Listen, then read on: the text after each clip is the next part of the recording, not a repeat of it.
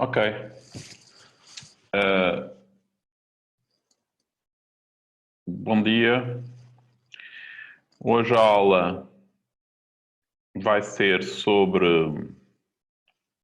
a construção do sistema, portanto, e todo o processo que vai desde que integra o desenvolvimento com ocorrer os testes, verificar, pôr o sistema em produção, testar em ambiente de produção. Eu pedi ao Pedro Correia, que agradeço, para no fim da aula, a meio, provavelmente até um bocadinho entre no meio, explicar um pouco o que ele fez no projeto. São coisas que vocês não necessitam de saber, nós não pedimos para aprender isso, mas quero-vos deixar, no fundo, aqui essa janela aberta para vocês saberem o que se pode fazer, não é?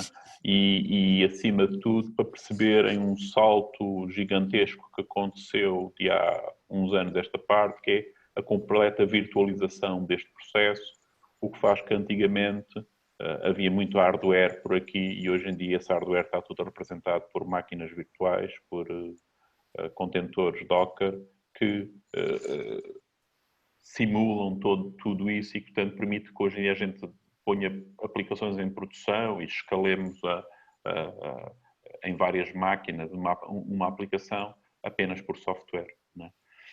O que dá uma flexibilidade tremenda de mudar, por exemplo, o contexto de quantas máquinas é que está a correr uma aplicação, ou quantos cores é que tem uma máquina que corre uma aplicação, ou qual é a memória. Há uns anos isso correspondia a adquirir e a alterar a hardware real. Mas, portanto, tudo isto se inclui no contexto no contexto de uma aplicação da construção do sistema. E quando nós falamos na construção do sistema, portanto, esta primeira parte eu vou falar da construção do sistema e depois de Continuous Integration, que tem a ver com a construção do sistema. E acho que aquilo que vocês têm que ter a noção, e que têm um bocadinho a noção, nós não demos isso, não, dissemos para vocês executarem certas instruções, mas de alguma forma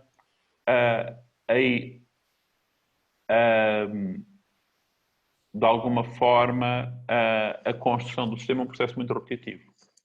E não só é um processo repetitivo, é um processo que se repete durante o dia, quando uma pessoa está a desenvolver centenas de vezes. Não é? Se eu tiver esta ideia que programo de uma maneira em que estou sempre a verificar se o meu programa continua a funcionar, correr os testes, eu para correr os testes tenho que construir o sistema. Portanto, se eu tenho que construir o sistema e se isto é uma tarefa repetitiva e que é sempre a mesma coisa, o melhor que se pode fazer é ser programada. Não é? E, portanto, na verdade, o que eu vou fazer é construir programas que constroem o meu sistema. Agora, eu posso ir mais longe e dizer, ok, mas esta programação está tão estereotipada que, na realidade, o que eu vou fazer é que as pessoas quase que só precisam de programar de forma declarativa. Ou seja, o programa já existe e eu, na verdade, vou apenas configurar essa programação. E o que vocês vão ver é uma ferramenta, por exemplo, que nós usamos e que vocês agora vão perceber um bocadinho melhor, que é, por exemplo, o Maven, onde, na realidade, o programa já está feito e aquilo que vocês têm de fazer é escrever um fecheiro de configuração, que é o pom.xml, e neste fecheiro de configuração vocês dizem apenas, configuram um processo de construção que já está definido. Não é? Existem hoje em dia duas grandes tecnologias aqui, o Maven e o Gradle, têm coisas diferentes, têm ideias semelhantes, mas o objetivo é o mesmo. Ok? Portanto, nós usamos Maven. Portanto, a ideia que eu tenho para vos dar é um bocadinho esta ideia que é complexo, mas é repetitivo. Quando há uma coisa complexa e repetitiva, é um extraordinário candidato a ser usado programaticamente. Ou seja, é um extraordinário candidato para, sim, há quiz hoje. É um extraordinário candidato para nós escrevermos um programa que repete isto, não é? Porque os humanos, onde fazem muito erros, é nas coisas repetitivas, não é? O humano é mais inteligente do que uma máquina e, portanto, quando começa a fazer coisas repetitivas, começa a pensar noutra coisa, não é? E portanto, faz erros. O que é este processo de build? Portanto, o que vocês têm, não é? O que é o processo de construir? O que vocês têm, tipicamente, é um conjunto de fecheiros, não é? Que é o vosso código, os vossos fecheiros de configuração, ou seja, quando vocês chegam aqui e têm aqui o vosso projeto, vocês têm coisas, têm o vosso código como isto aqui, mas isto não é tudo, não é? Têm, por exemplo, fecheiros onde vocês definem configurações do vosso projeto, não é?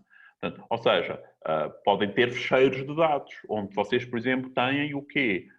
Onde têm os dumps da base de dados, para carregar a base de dados. Portanto, vocês têm um conjunto de fecheiros e para construir o sistema é, no fundo, o quê? Compilar uns fecheiros, colocar estes fecheiros em algum sítio para serem lidos, por exemplo, em runtime, por outros programas que, ao ler... Portanto, ou seja, existe uma diferença entre o conjunto de código-fonte, que inclui os fecheiros de configuração, e o executável.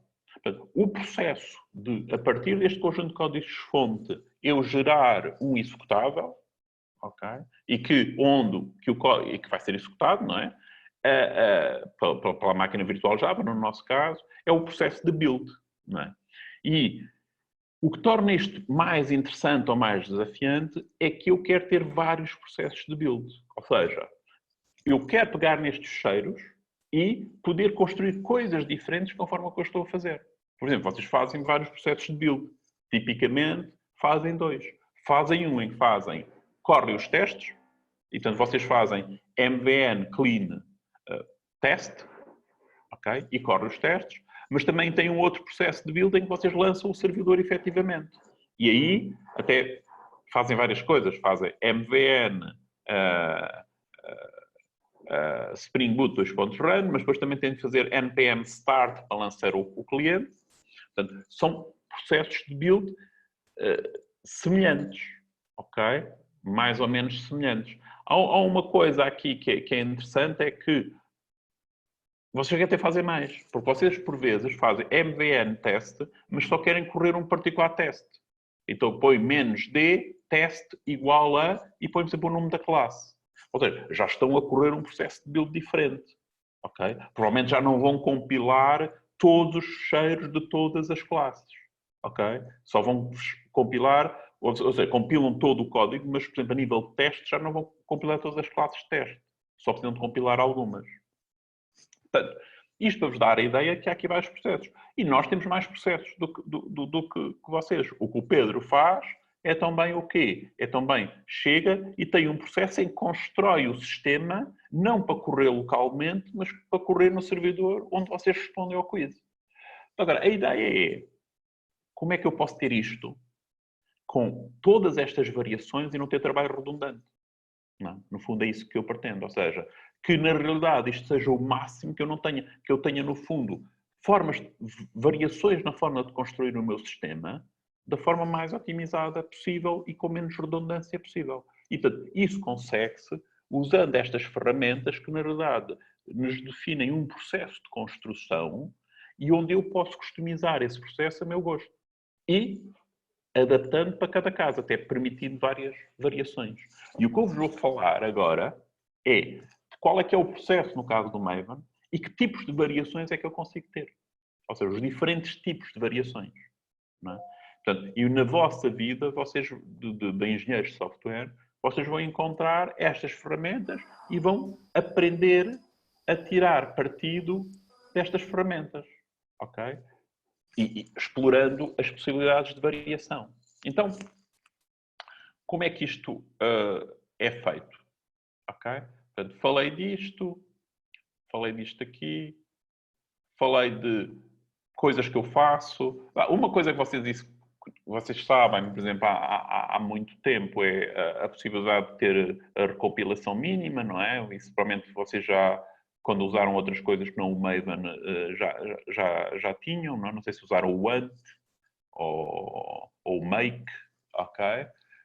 Para fazer esse género de coisas. Há aqui uma coisa que nós nunca vimos. Não, vimos, que é a integração com o próprio sistema de controle de versões, quando nós temos, por exemplo, já neste processo, quando vocês põem o código do lado de lá e depois as actions começam a executar para correr os testes de integração, Portanto, há todo um conjunto de atividades que pode ser feito. Como é que isto é feito no Maven? Isto é feito no Maven da seguinte forma. Ele define, no fundo, eu não sei se está implementado assim, mas vocês podem olhar para isto quase como um template method. O que é um template method? Isto é como se fosse métodos abstratos que, quando eu começo a executar, eu vou executar primeiro. Isto chama-se as fases do Maven.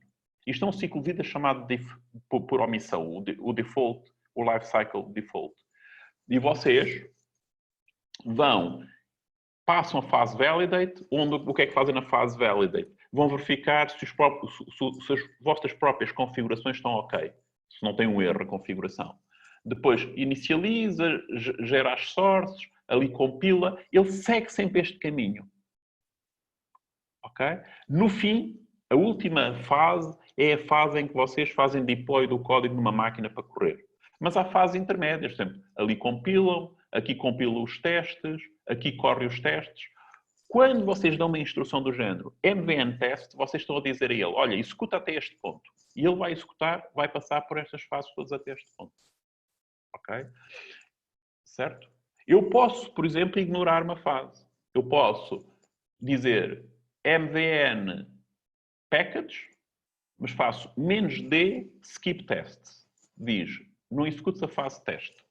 O que é que faz a fase de package? A fase de package o que faz é cria-me o executável.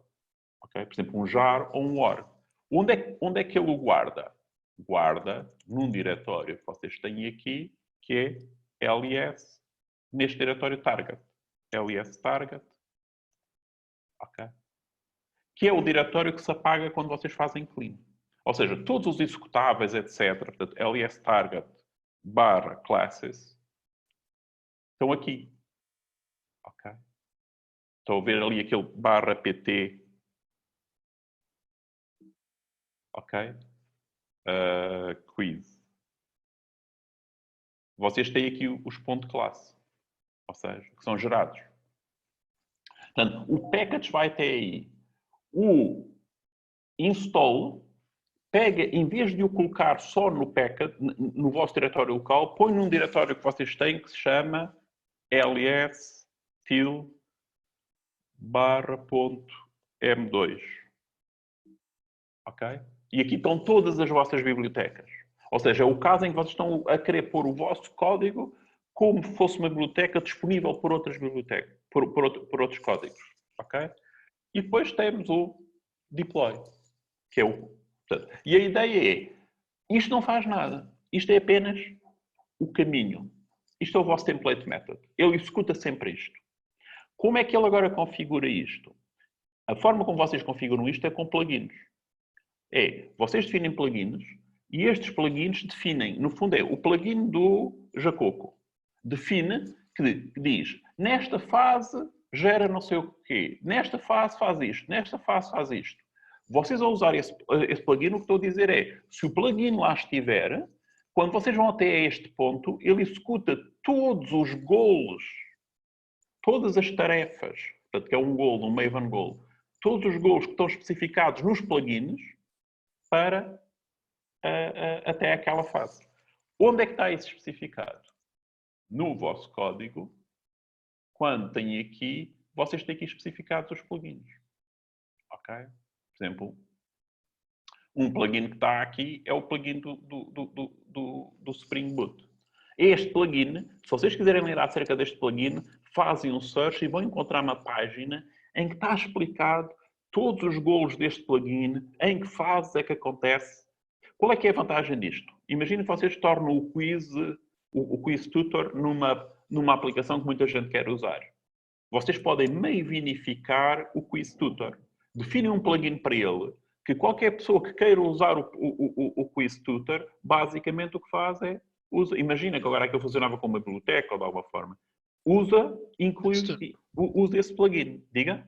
Mas o plugin não está associado a nenhuma fase? Ele está só lá? Não, o plugin... aqui não está a declaração do plugin, só está a dizer que eu estou a usar o plugin. Ok. Depois, no outro sítio da especificação do plugin, diz em que fase é que ele executa que coisas. Ok? Portanto, está.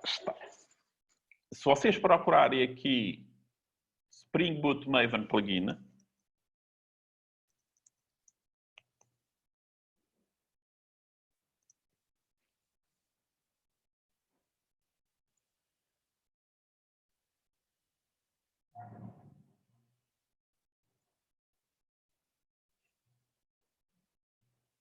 Eu acho que isto é... Ah, mas eu acho que ali está ali. Deixa-me lá ver. Acho que é aqui que está... Aqui está a explicar, mas vocês... Existe uma página pública onde o plugin está descrito. Ok? Será que eu consigo encontrar aqui? Não. Ok, mas vocês conseguem ler tudo. São informação pública da estrutura do plugin. Portanto, o que é que o plugin faz? O plugin sabe que no Maven ele executa isto. E o que o plugin diz é, ok, então se quem usa este plugin vai fazer, quando o processo passa nesta fase, faz esta ação. Por exemplo, o plugin aquele plugin do Maven, se estando eu a usar JPA, tem pré-geração de código nestas partes aqui, antes de compilar. Existem fases de geração de código, ou seja, ele está a gerar código, tem golos para gerar código naqueles pontos. Pronto, isto é uma forma de customizar. O que é customizar? Chego aqui ao meu POM e digo quais são os plugins que quero usar. Ok? Ao pôr este plugin aqui, eu consigo fazer o quê? MVN Spring Boot 2.run. Ok? E aí estou a dizer mesmo o goal que eu quero atingir. Ok? Posso ainda customizar mais, dizendo que há plugins definindo a ideia de perfil. O que é a ideia de perfil? A ideia do perfil, e nós definimos vários perfis, é o quê? É eu poder definir contextos onde só certos plugins é que executam. Por exemplo, no nosso perfil de teste, nós estamos a declarar os plugins, por exemplo, que fazem o quê? Que têm, por exemplo, as partes do Groovy. Porque eu só quero correr, só quando faço testes, é que eu necessito de ter o plugin do Groovy a funcionar. Porque só o meu código de teste é que só tenho o Spock lá. Por exemplo, é aqui que eu especifico que classe é que eu vou testar. Ok? Todas as terminam com a palavra teste ou a palavra spec, que tem a ver com o quê? Com as classes que nós definimos dos nossos testes. É aqui que está o plugin do Jacoco. Repare, aqui já está, por exemplo, a dizer que eu estou a associar, por exemplo, à fase de teste um relatório. A geração de um relatório. Que é aquela coisa das cores, em que vocês viram as cores da cobertura. Portanto, vocês podem fazer isto e, portanto, customizar. Claro que, dentro destas coisas que são muito complicadas e muito complexas, eu ao estar aqui a pôr isto, na realidade, quando eu faço isto são os casos excepcionais. Porque, tipicamente, o plugin diz, por omissão eu faço isto. E você só tem a ter o trabalho de chegar aqui, porque repara, este plugin que está aqui do Spring faz imensas coisas. Vou só dizer assim, eu quero o comportamento por omissão. O que vocês, quando estão a usar um plugin por vezes, têm a dizer quando não é por omissão. Por exemplo, aqui estamos a dizer que a versão do compilador de Groovy é 1.5. Okay? Provavelmente por omissão, se não disséssemos nada, por omissão ele estaria a usar mais recente, se cá não ia funcionar. Ok? Por algumas restrições que a gente pode ter. Ok? Esta informação, portanto, isto são as duas formas que vocês têm. Portanto, o que é que no fundo o Maven tem? Tem um comportamento standard. Depois, como é que vocês podem variar? Dizem até que fase é que querem ir. Portanto, dependendo de fazendo MVN test ou MVN package, estão a seguir a fases diferentes. Ok? Pronto, é isso. Depois tem o quê? Plugins que associam golos a estas fases. Portanto, já é customização. Ou seja, na verdade, é o que eu estou a dizer, a vossa forma é puramente declarativa. Ou seja, isto é um fecheiro de configuração. O script é o Maven. Isto é apenas vocês estão a configurar a execução do Maven. Qual é que é a outra forma ainda mais avançada de configurar? É ter perfis. Porquê que os perfis dão jeito? Dão jeito, por exemplo, um exemplo que dá jeito é quando vocês correm os testes, vocês fazem MVN, ou o que vocês fazem é MVN menos P test. Porquê? Estou a dizer, eu quero ir até à fase teste usando o plugin, usando o perfil de testes. Ou seja, no fundo, estou a pôr aqui isto que está aqui. Estou a considerar estes plugins. Mas há outras coisas que eu não digo, que estão definidos para a missão e que eu posso tirar. É, por exemplo, estou a dizer também que neste contexto, eu estou a usar uma base de dados H2. Uma base de dados em memória. Portanto, estão a ver a vantagem. Ou seja, quando eu desenvolvo o sistema e corro os testes, se calhar não quero correr com a base de dados real. Porquê? Porque é muito lento, é difícil usar mocks para ela, etc. Assim, é mais simples. Portanto, estas variações podem ser exploradas e, portanto, ou seja, constroem-se coisas relativamente complexas, scripts relativamente complexos de construção de sistemas. O que é que me falta dizer-vos? O que me falta dizer-vos é algo que tem a ver com o que está aqui, que tem a ver com tudo isto. O que é que eu aqui estou a dizer? Estou a definir dependências. Estou aqui a definir dependências. Okay? O que é que eu estou a dizer? Estou a dizer que bibliotecas é que eu necessito. Então, o que é que acontece? O que acontece é, quando eu chego aqui, para cada uma destas dependências, ele vai ver se essa biblioteca já está onde. Se já está aqui. Se já está no meu M2. Se não estiver no M2, o que é que ele faz? Download da internet para aqui. Portanto, isto é uma forma muito simpática, o que quer dizer que o Maven só existe porque existe uma coisa que se chama Maven. Era este que estava aqui. O repositório Maven. O que é o repositório Maven? É um repositório onde estão as bibliotecas todas. Portanto, se vocês quisessem transformar o Quiz Tutor, tinham de o pôr num repositório. Claro que há outros repositórios. Este é o Maven, é central, mas vocês podiam definir o vosso próprio repositório Maven, que depois vocês aqui,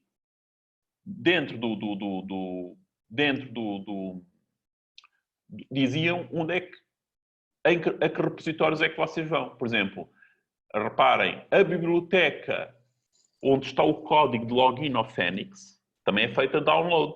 Também existe aqui uma dependência para isso. Só que essa biblioteca não está no repositório central Maven. Está onde? Está no repositório do técnico. Ok? Que está mavenificado. E nós temos de dizer, nesse caso, eu tenho de dizer que, ok, é aqui que tu vais buscar a biblioteca, em que se eu procurar aqui find Phoenix, provavelmente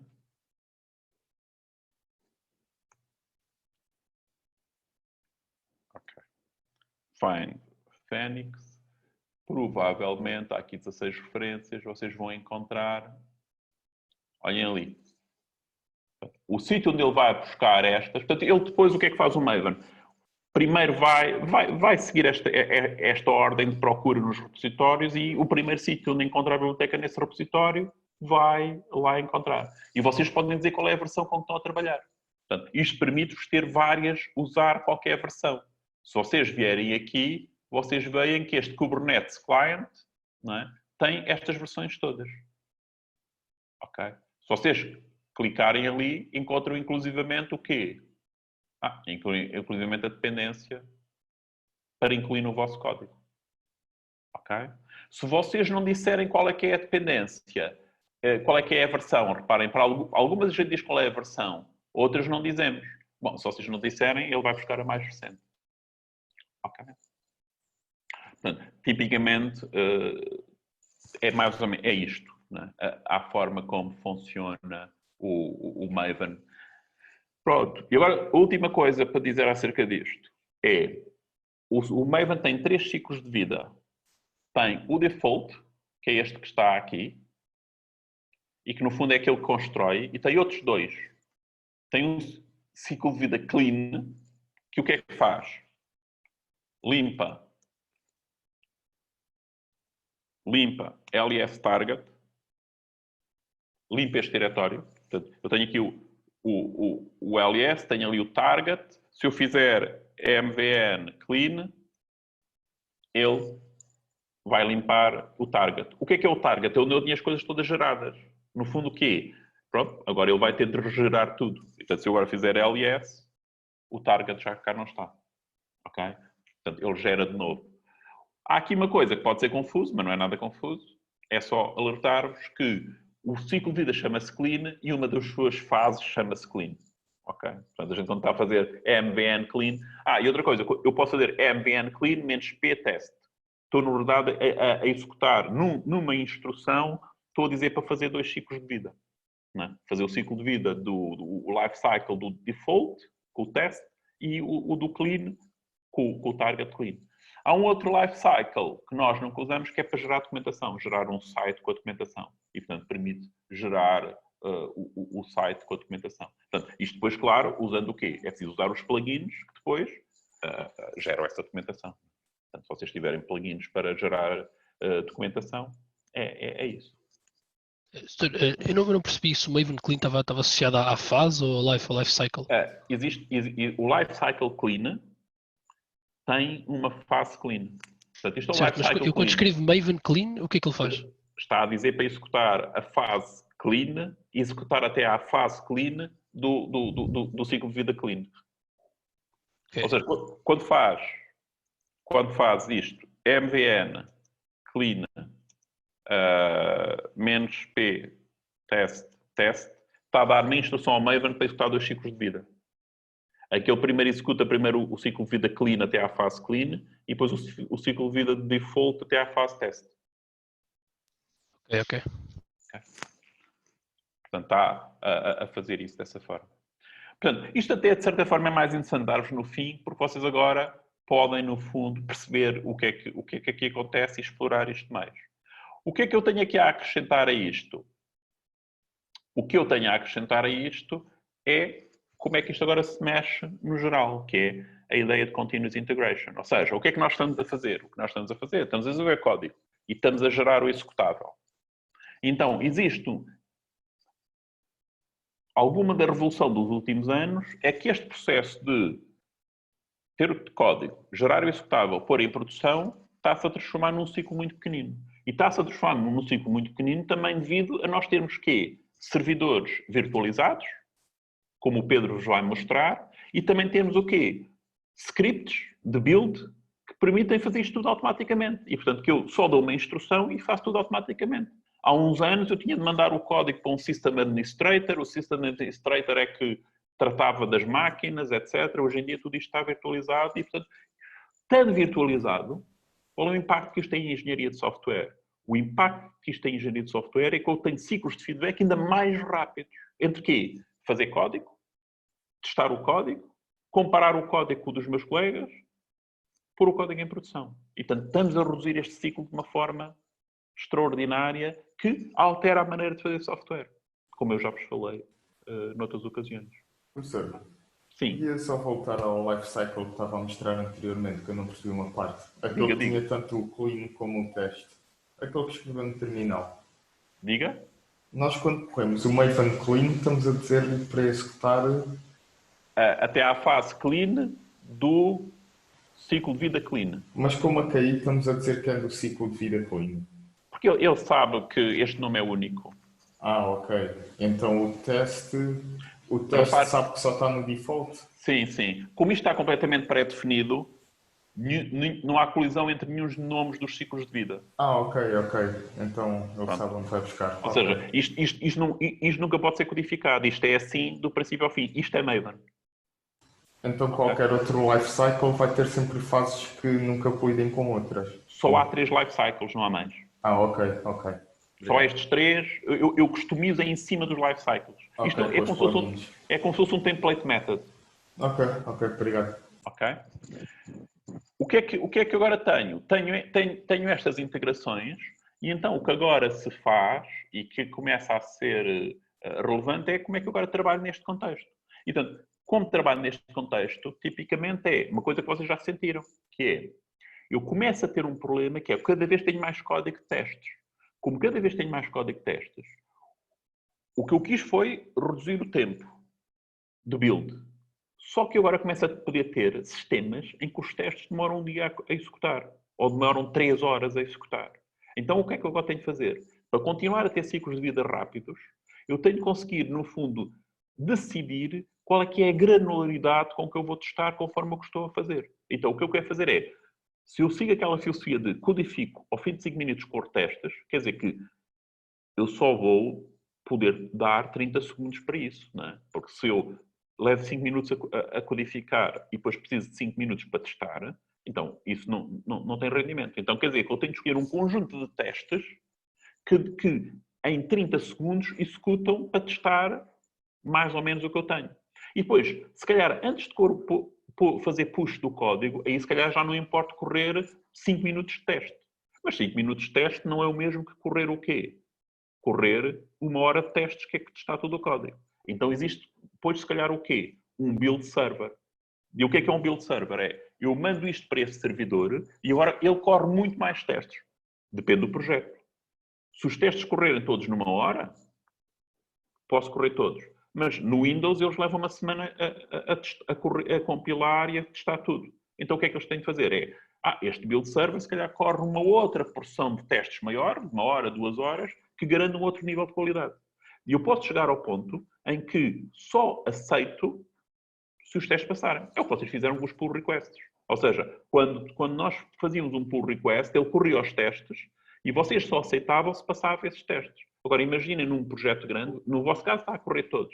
Num projeto grande também era impossível fazer isso. Ou seja, as pessoas começam a aceitar código sem ter corrido as 5 horas de testes. Mas tendo... E, portanto, o que é que agora começa a existir aqui? O que começa a existir aqui é uma diferença entre private build e project build. E, portanto, atenção, a única coisa que eu quero que vocês percebam nesta diferença é isto permite-me... Eu tenho um private build quando é feito no meu contexto. E aqui o que é importante é definir qual é o nível de qualidade que eu estou a gerar. E esse nível de qualidade é decidido pela quantidade e pelo tipo de testes que eu escolho para executar num private build.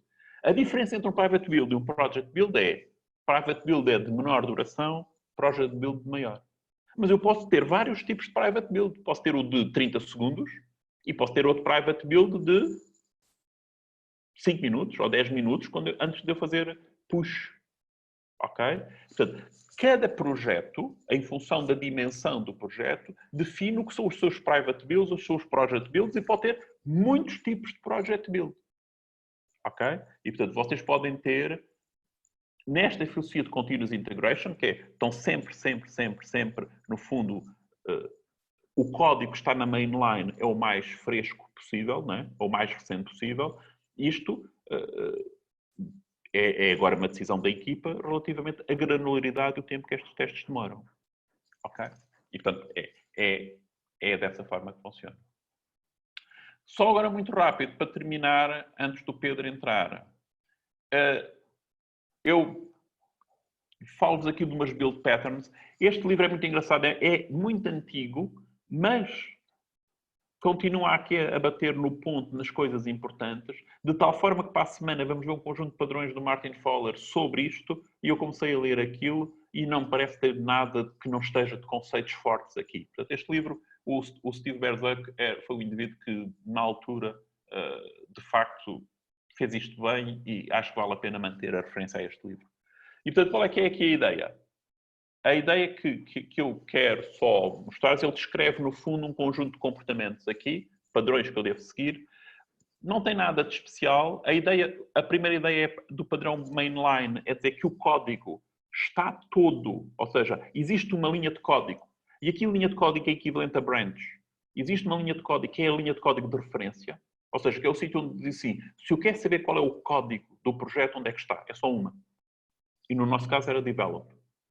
Okay? Depois existe a ideia que deve ser uma linha ativa, ou seja, que na verdade eu devo estar constantemente a alterá-la, portanto ela é de facto ativa, ou seja, tenho continuous integration sobre ela, mas quando eu trabalho eu quero isolamento, então tenho a ideia de private workspace. Ou seja, porque imaginem, já alguém pensou, mas nunca ninguém acreditou que eu pudesse desenvolver código em vez de usar o Git, usar o Google Docs, em que vocês estavam constantemente a mexer no código uns dos outros. Porquê? Porque aquilo não compilava. Portanto, eu preciso ter isolamento para correr os meus testes e dizer assim, aqui funciona. E depois então integra com os códigos dos outros. Portanto, a filosofia completamente interativa de desenvolver código não funciona. Depois tenho o repositório, que é um padrão que me diz que, ok, eu construo o meu private build a partir de um repositório. É quando vocês fazem checkout do repositório. Certo? Portanto, interagem através, e aqui está toda a ideia das versões que vocês permitem ter. Tem o Third Party Code Line, que é o quê? Ora, o Third Party Code Line é isto.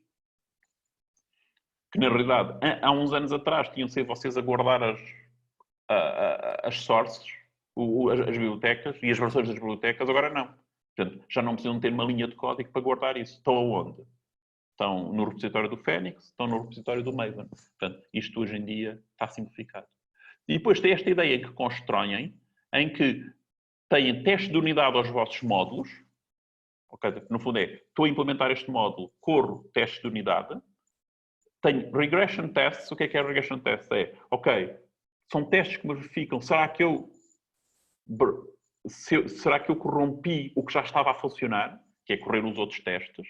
E tenho smoke tests, que é a ideia de qual é o conjunto mínimo de testes que me permitem cheirar se aquilo tem fumo ou não, não é? Certo? Se alguma coisa está mal. Portanto, que é aquele problema eu tenho 30 segundos para executar. Então, qual é que é o conjunto de testes que em 30 segundos me diz, ok, podes continuar. Não há nada de muito grave. A decisão de quais são os smoke tests que se usam depende de projeto a projeto. Ok? E de atividade para atividade. No fundo, define um certo nível de qualidade. Eu depois vou falar isso na próxima aula. Há muito aqui a ideia de qual é o nível de qualidade que eu quero ter numa code line. Ok? E depois tem o Private Build System, em que, na verdade, vocês constroem localmente, e tem o Integration Build System, em que, no fundo, integram com o código das outras pessoas. Ok? Última coisa, o Task Level Commit. É aquilo que a gente vos disse que é uma história, um commit. Qual é a vantagem disto? É, se eu tenho conflitos e digo algo está a correr mal, ops, o que é que eu faço? Digo, tira este commit. E ao tirar este commit, a dizer tira este commit, tira esta tarefa. Esta tarefa deixou de estar feita. Portanto, é a vantagem de quê? De que os commits estejam ligados a algo que seja semanticamente relevante do ponto de vista das funcionalidades que eu estou a acrescentar à aplicação. É eu poder olhar para a minha code line e ver commits, e na verdade eu não estou a ver commits, estou a ver o quê? Funcionalidades. Olha, ali adicionou-se aquela funcionalidade, ali adicionou-se a funcionalidade. Claro que isto, para funcionar bem, tem de ter o squash no meio, não é? Porque na realidade, eu no trabalho vou fazendo mais commits do que aqueles que as tarefas, por mil e uma razões, porque quero mudar de contexto, etc. Mas quando envio isto para o repositório para se tornar público, eu faço squash e digo, está aqui o código que, na realidade, permite um aluno inscrever-se no torneio. Ok, e é isto, vou passar ao Pedro, agradecer-lhe, e o Pedro vai-vos mostrar o que está feito. Agora já, para além disto, já numa filosofia de DevOps, em que, na verdade, para além da integração contínua, existe, no fundo, o deploy contínuo. Ok, Pedro, força. Ok, professor. Então, deixe-me então partilhar o ecrã. Eu vou, se calhar tenho de dar isso, não é?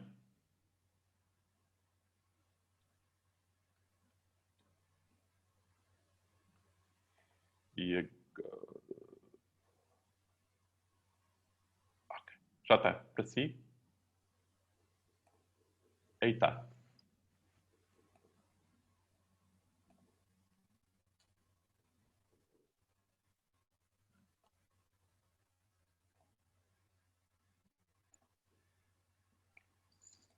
Ok, já conseguem ver? Já. Sim. Ok. Então, vou falar da parte mais de DevOps do projeto.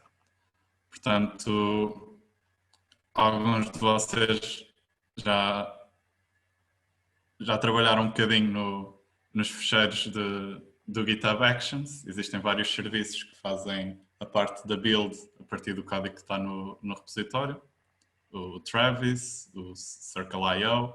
Nós decidimos usar o GitHub Actions. Tem aqui este diretório onde está um script que diz todas as ações que têm de ser executadas quando se faz build. E, por exemplo, quando se faz um pull request, tem aqui um pull request que foi feito. As coisas que eu adicionei agora recentemente foi correr os testes do Cypress. Portanto, quando alguém faz um pull request, aparece aqui os testes do Cypress. Depois existe um dashboard que permite ver os testes, se passaram, o que dá jeito de ver quando falham, exatamente porque é que falharam. E esta informação é útil não só para os developers, mas também para quem está a fazer project management, saber se o código está a funcionar e a passar os testes ou não. Portanto, vou só mostrar aqui também os checks. Está a fazer a build. Portanto, aqui é quando é que é executado este job. Neste caso está a ser feito sempre que há um push para o master ou para o develop e um pull request para o master e para o develop. E depois é criada como uma virtual machine, neste caso do Ubuntu, que faz checkout do código que está no develop ou no master com o código do pull request.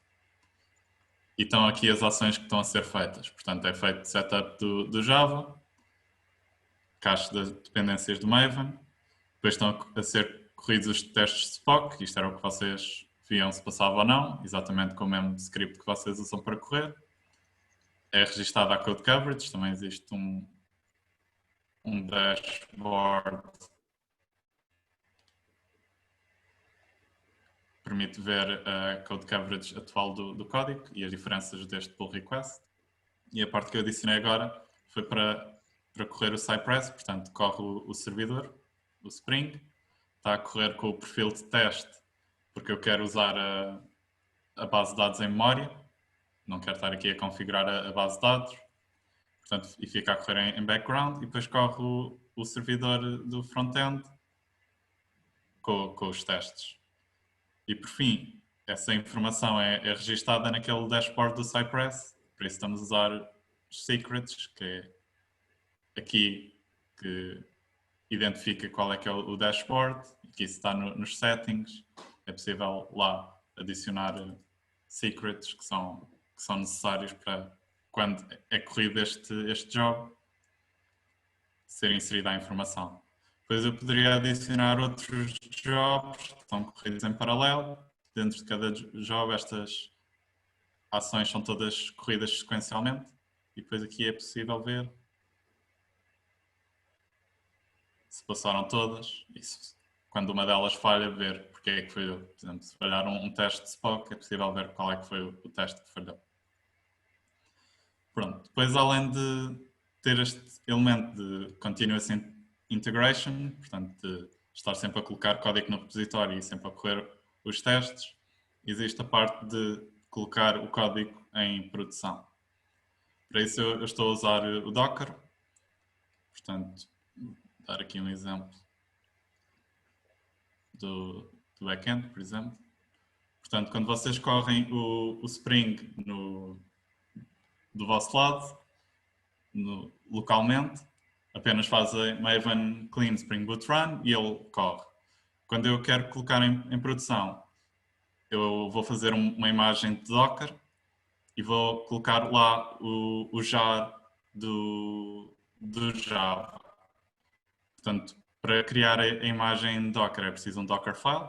Estão aqui as instruções do Dockerfile. As imagens Docker são construídas a partir de outras imagens Docker. Portanto, eu estou a começar com uma imagem de Maven. Estou a ir buscar as dependências. Estou a ir buscar o código. E estou a fazer Maven package, que é para produzir o jar. E depois estou a pegar neste jar e estou a colocar numa outra imagem de Docker que só tem o Java. Porque eu quero que a imagem seja o mais leve possível e, portanto, já não preciso do Maven. Portanto, tenho só uma imagem com o Java e com o jar e é essa imagem que eu vou colocar no servidor a correr e, portanto, não precisa do Maven. Ok? Para fazer esta imagem, eu estou a fazer atualmente localmente. Tenho aqui o meu script de deploy que usa o Docker Compose para fazer build das imagens e depois crio um tar com essas imagens e estou a enviar à mão para o servidor. Depois no servidor, ligando por SSH, descomprimo as imagens, paro o front-end e o back-end e volta a colocar tudo a funcionar. Porquê é que eu estou a fazer isto à mão? Por 3 razões. A primeira é que se eu fizesse através do GitHub Actions, ou então com um hook no Docker Hub, o Docker Hub é um serviço grátis que permite armazenar as imagens, mas ao fazer o build demora muito tempo, demora cerca de 20 minutos. Enquanto que se eu fizer no meu computador demora 2 ou 3 minutos e, portanto, é muito mais rápido. Depois tenho mais controle de quando é que eu faço deploy. Poderia ter um outro branch no repositório, ou saber quando faço push para o master, ele também vai para a máquina, mas assim eu tenho maior controle de quando é que estou a colocar uma nova versão no servidor. E também porque me permite correr scripts de alteração da base de dados. Portanto, quando eu quero fazer uma migração de dados, quando tenho uma nova versão que implica fazer uma migração de dados, consigo fazer à mão a migração de dados na base de dados e só depois é que coloco a nova versão. Pronto, depois, portanto, eu mostrei-vos aqui a imagem do back-end, tenho algo parecido para o front-end, também utilizo uma imagem só para fazer build com o NPM. E depois tenho uma segunda imagem, que é a única coisa que tem é o Nginx, e copio da primeira imagem os fecheiros com o HTML e o JavaScript, todos para aqui, e já não preciso de ter uma imagem que tenha o NPM, portanto fica uma imagem mais leve. Para correr estas imagens tenho um Docker Compose, que diz como é que os serviços devem correr. Portanto tenho 3 serviços, a base de dados, o back-end e o front-end. Diz, por exemplo, como é que se ligam os portos da máquina onde está a correr o Docker Compose e do container. Portanto, o container é quando eu tenho uma imagem Docker e a ponho a correr, passa-se a chamar um container. Portanto, faço aqui a ligação dos portos da máquina e do container. Digo quando é que cada serviço de quem é que depende. Portanto, eu só quero correr o back-end depois de correr a base de dados. E faço este link, que é para poder referir o container da base de dados no back-end, que é exatamente o que eu faço aqui. Para dizer onde é que está a base de dados, digo aqui Postgres. Como o serviço de back-end está ligado ao Postgres, ele aqui substitui como se fosse o IP do serviço de Postgres e, portanto, liga-se a este IP, a este porto ou a esta base de dados. Tenho exatamente a mesma coisa para o front-end. O front-end depende do back-end e também tem um link para o back-end. Isto porque todos os pedidos que são feitos à máquina, na verdade, vão diretamente para o container do front-end. E depois é o Nginx, que está a correr no servidor no container do front-end, que é responsável por fazer o redirect ou para os fecheiros HTML ou para o back-end, quando é um pedido da API. Portanto, tenho também aqui a configuração do Nginx. E está aqui o sítio onde é feito o redirect. Portanto, quando é feito um pedido para a API, vai /API e, portanto, é feito este proxy pass para o back-end. Isto é o nome do serviço que está no Docker Compose, para este porto. Depois, outras informações úteis que estão aqui neste Nginx. É, por exemplo, os portos que estão abertos, portanto o servidor recebe HTTP no porto 80 e HTTPS no porto 443. Tenho aqui a configuração dos certificados para poder ter a informação encriptada em HTTPS. E um dos protocolos que é interessante é o Strict Transfer Security, que obriga a comunicação toda que é feita com o servidor a estar em HTTPS. Portanto, cada pedido que for feito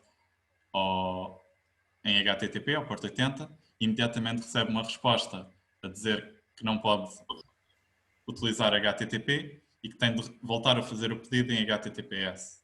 Portanto, depois os browsers que têm este protocolo implementado voltam imediatamente a fazer o pedido em HTTPS e não dá erro nenhum ao utilizador. Depois também tem aqui alguma configuração para zipar as respostas. Isto dá jeito quando é enviada a bundle toda de HTML e de JavaScript, vai zipada para ser menor o tamanho. Portanto, aqui é quando são feitos os pedidos para o HTML, é enviado o index, está nesta pasta e pronto. Estes são os fecheiros principais da parte de DevOps. Ia também mostrar como é que eu faço então para me ligar à máquina. Portanto, ligo-me por SSH. Se eu aqui fizer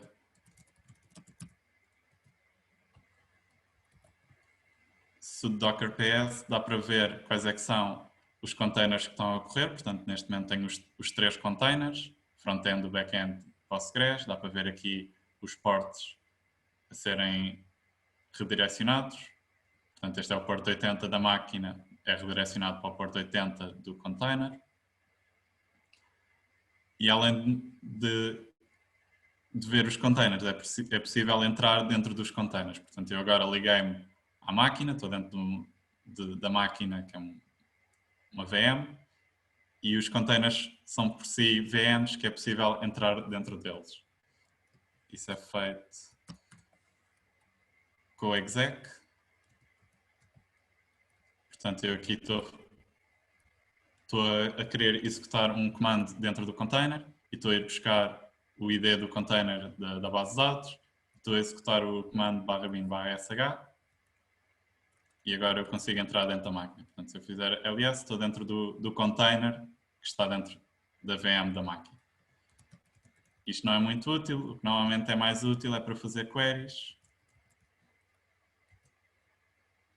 Portanto, se eu fizer assim, já estou dentro da base de dados e consigo fazer aqui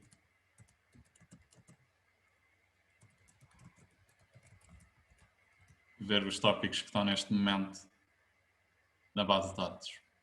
Outra coisa que eu costumo fazer é ver os utilizadores os últimos utilizadores que fizeram login no sistema.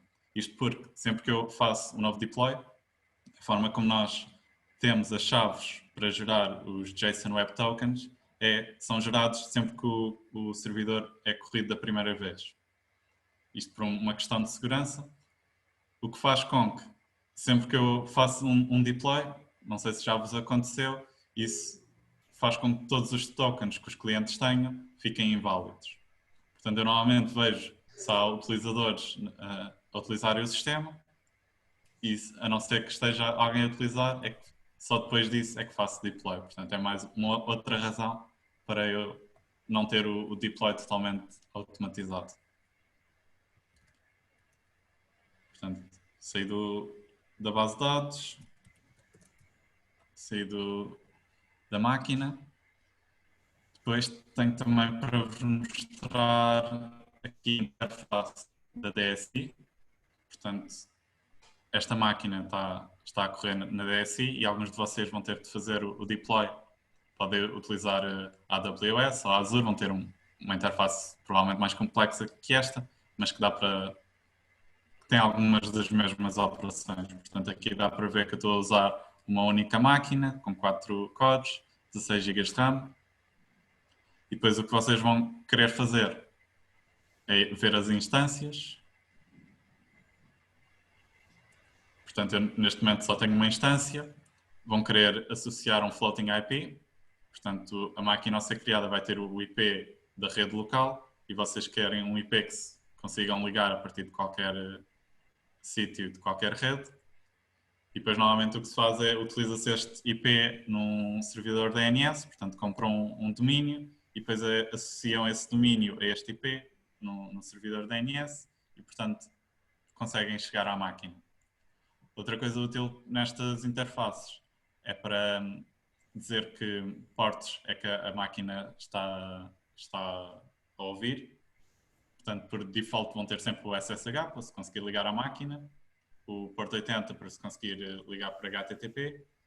No meu caso tive de colocar o porto 443 do HTTPS também disponível e criar também as chaves de acesso por SSH. Podem definir apenas por uma password. Eu, no meu caso, ao criar as chaves, fiz download do fecheiro que tem a chave e assim quando ligo por SSH apenas preciso de especificar qual é que é o fecheiro e ele liga-se por SSH.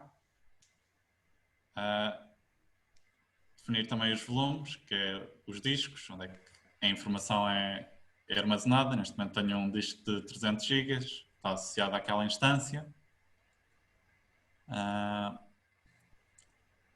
E pronto, acho que essa assim a informação mais útil deste tipo de interfaces.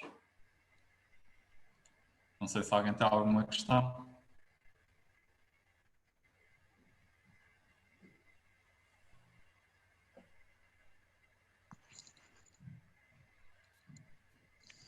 Não tem questões?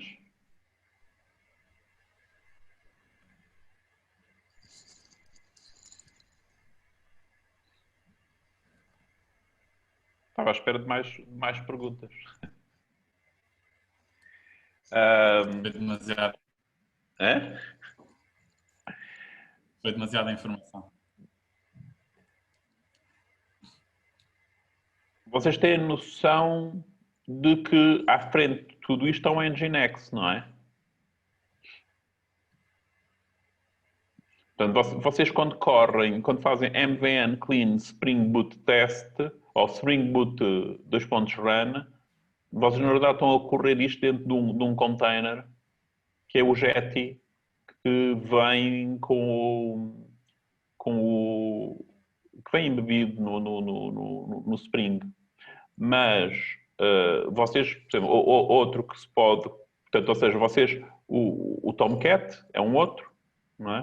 Que poderia usar, e o Pedro decidiu usar o Nginx, porque é provavelmente hoje em dia dos mais usados. Há uns anos até era o Tomcat.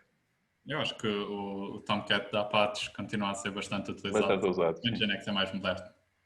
Sim, o Nginx é mais isto, depois tem uma história relativamente ao desempenho. Porque, na verdade, o que este indivíduo faz é algo que, quando nós vimos os padrões, vimos que é aquela ideia de como é que associa as threads às sessões. Lembram-se quando a gente começou a falar das aplicações web e tal, o que é que, quando há um request, se associa uma thread ou não. E o Nginx foi o primeiro, o Tomcat tipicamente associa uma thread. Agora, claro, depois eles aprendem uns com os outros e permitem, depende do modo. O Nginx foi o primeiro que era verdadeiramente assíncrono, ou seja, na realidade, quando vem um pedido, ele resolve um pedido, mas ele na verdade não gera não tem uma thread associada ao pedido. Sempre que o pedido necessita de recursos, há uma thread que vai usá-lo. Ou até um processo, agora não sei, não vos consigo dizer com certeza, mas na realidade o Nginx faz uma otimização que tem o número de processos ou threads igual ao número de cores, mais um, para otimizar. E depois faz a intercalação de tratamento entre os vários pedidos, tem que ter um tratamento assíncrono. Isso, quando o Nginx foi proposto, correspondeu a uma melhoria de desempenho quando há muitos pedidos em simultâneo, porque poupa muitos recursos da máquina. Okay? Mas a ideia aqui vocês precisam, na verdade, ter uma entidade aqui à frente que recebe o pedido. Às vezes acima ainda existe o Apache, não é? Quando eu estou com o Tomcat, e depois encaminha para baixo, não é? E que atribui isto depois para o Spring. Okay. Questões? Ainda faltam 10 minutos. Não? Nada de novo? Nenhuma curiosidade aqui acerca de alguma coisa?